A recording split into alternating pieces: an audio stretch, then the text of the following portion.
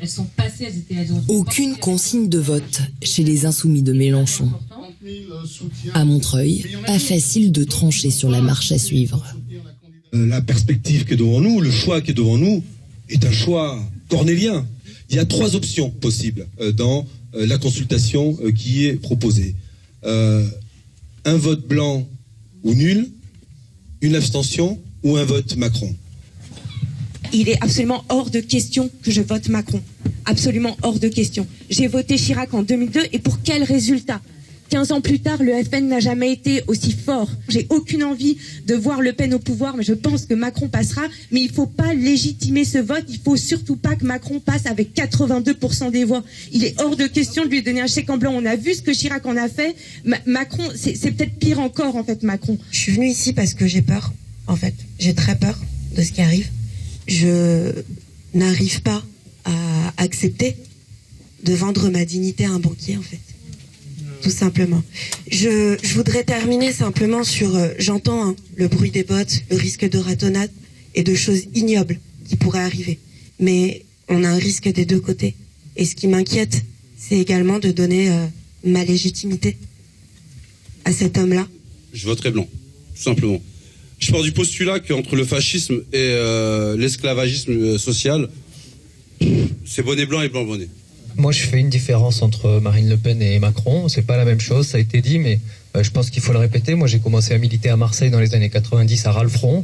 Donc pour moi, c'est important. Elle est toujours fasciste malgré son discours qui a changé. C'est les mêmes, c'est un danger pour la démocratie, pour les droits sociaux, qui est bien pire que Macron, évidemment. Il n'y a personne ici qui va voter Front National. Nous, on va prendre notre part de boulot. On va faire en sorte que personne ne va aller voter Front National. Personne. Voilà ce à quoi on s'engage. On va travailler là-dessus. On l'a dit aujourd'hui. Aujourd'hui, Macron a 1 million de voix d'avance sur Le Pen. Notre boulot, ça va être d'assurer que tous ceux qui nous ont fait confiance, il n'y a pas une voix qui ira. On va travailler là-dessus. Par contre, qu'on ne nous demande pas, nous, d'aller chercher des gens qui ont voté je ne sais trop quoi pour leur dire non, il est formidable ce Macron. Parce qu'il n'est pas formidable. Raquel Garrido, bonsoir. Le silence de votre ex-candidat a pesé tout au long de la semaine et puis finalement, il a confirmé vendredi soir qu'il ne donnait pas de consigne de vote pour le second tour. Juste quelques mots parce qu'on va maintenant ouvrir le débat sur l'Europe avec vous tous. Vous, à titre personnel, vous irez voter dimanche prochain ? Oui, moi j'irai voter. Oui, moi je suis partisane du vote obligatoire, de la prise en compte du vote blanc et nul dans le suffrage exprimé et des seuils de représentativité. Je pense que s'il y a trop de vote blanc dans une élection, ça doit pouvoir annuler l'élection de la personne et des candidats. Donc conformément à cette philosophie, j'irai voter. Bien sûr, vous voterez pour qui ? Mais ça, je ne vous le dirai pas. Pour la raison que il y a dans le mouvement de la France insoumise, je crois, une nouvelle école de l'antifascisme. Et aussi des gens qui ont un rapport à l'extrême droite qui est un peu old school, c'est-à-dire qui ont des réflexes davantage de Front républicain. Et moi, je veux représenter toutes ces personnes. Je pense que c'est un débat intéressant, la façon dont il faut lutter contre le Front National. Et ce n'est pas évident que c'est en courant dans les bras d'Emmanuel Macron que nous sommes le plus efficaces. Donc c'est pour ça que je veux préserver mon mouvement qui a réuni 7 millions d'électeurs. Attendez, juste une question. S'abstenir ou voter blanc, c'est une façon de lutter contre le Front National ? Oui, bien entendu, puisque dès lors qu'on ne vote pas pour le Front National, déjà c'est ne pas apporter de l'eau à leur moulin. Même au-delà de ne pas voter, dire qu'on ne vote pas pour eux et dire pourquoi surtout on ne vote pas pour le Front National, argumenter contre le Front National, ça me semble quelque chose de très efficace. C'est ce que nous avons fait d'ailleurs pendant toute la campagne et c'est ce qui explique au sein juste que nous avons un bilan de ce point de vue qui est extraordinaire puisque nous sommes passés devant chez les chômeurs. Les chômeurs, personne ne pensait qu'ils allaient revenir à voter ou qu'ils voteraient autre chose que Marine Le Pen et pourtant ils ont voté pour nous. Idem pour les jeunes. Dans une ville comme Roubaix, qui est la ville la plus pauvre de France, c'est Jean-Luc Mélenchon qui est devant et ça, je pense que ce sont les germes du véritable antifascisme. J'allais vous dire, c'est la théorie et puis il y a aussi la pratique, la réalité et ce qui se passe depuis quelques jours. Ce qui se passe depuis quelques jours, c'est quoi? C'est qu'on voit qu'il y a une dynamique pour Marine Le Pen qui se constate aussi dans les sondages. Il y a une inquiétude aussi. Ça ne vous fait pas changer d'avis? Vous trouvez pas ça dangereux? pour dire les choses plus clairement. Ah mais Bruce Toussaint, on a toujours considéré que l'extrême droite était dangereuse. Et d'ailleurs, c'est nous. Ce qui me paraît dangereux, c'est éventuellement, c'est votre choix. Alors, peut-être que vous, ça vous paraît dangereux parce que peut-être que vous proposez une autre façon de combattre le FN. Non, moi, je propose rien. Je vous demande si vous ne trouvez pas ça dangereux. C'est juste ça. Alors, je vous réponds. J'ai toujours pensé que l'extrême droite était dangereuse et c'est pour ça que, par exemple, avec Jean-Luc Mélenchon, nous avons été au premier poste de combat, notamment dans les tribunaux. C'est nous qui avons obtenu le droit, par exemple, de qualifier Marine Le Pen de fasciste. Vous, en tant que journaliste aujourd'hui, vous ne risquez pas un procès si vous dites que Marine Le Pen est fasciste, mais je constate que vous ne le dites pas. Vous ne dites ni qu'elle est fasciste, ni qu'elle est néo-fasciste, ni quoi que ce soit.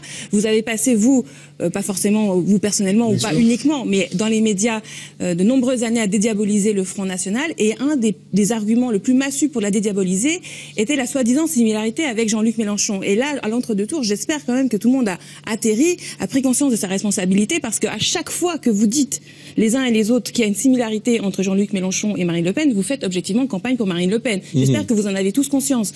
Donc maintenant, il s'agirait de faire attention à ce qu'on dit.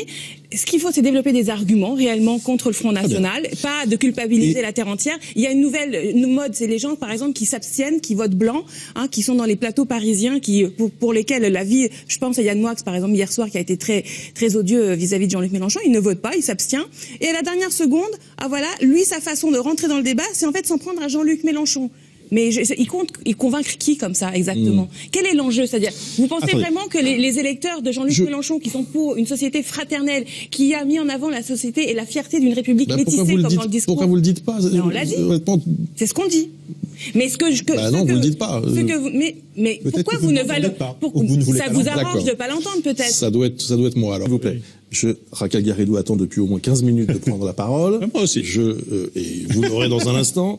Juste sur cette question européenne, en effet, j'aimerais avoir aussi votre sentiment. Vous vous retrouvez aujourd'hui dans une situation où votre candidat n'a pas pu se hisser au second tour, mais néanmoins, d'une certaine façon, l'avenir de l'Europe va se jouer dimanche prochain. Moi, je pense que la question européenne, trop longtemps, a été l'arbre qui a caché la forêt par rapport au problème de la démocratie en France. Moi, je fais partie de celles qui ont commencé son départ du PS à partir de 2005, quand je mène la campagne contre le traité constitutionnel européen. J'étais plus jeune à l'époque, ça fait déjà 12 ans. Et on a gagné cette élection-là. On l'a gagnée. Et pourtant, elle n'a pas été respectée, vu que l'UMP et le PS sont mis d'accord pour faire le traité de Lisbonne. Et à cette époque-là, la conscience n'a pas été prise sur le fait que le problème, c'était pas simplement l'oligarchie bruxelloise qui existe et qui défend ses intérêts.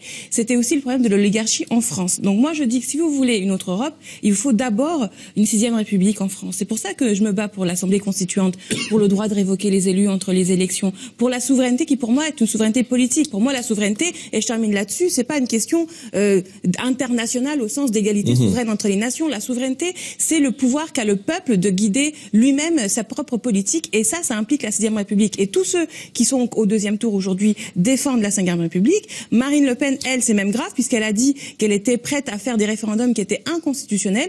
J'invite chacun à réfléchir. L'article 16, c'est les pleins pouvoirs, c'est une dictature quand même temporaire. Imaginez la dictature temporaire entre les mains de Marine Le Pen. Je pense qu'il faut prendre ça très au sérieux. Et puisque vous voulez des détails sur inconstitutionnel, le fait d'utiliser l'article 11, comme l'a fait le général de Gaulle, pour porter des modifications substantielles à la Constitution, c'est inconstitutionnel, et pourtant c'est votre projet.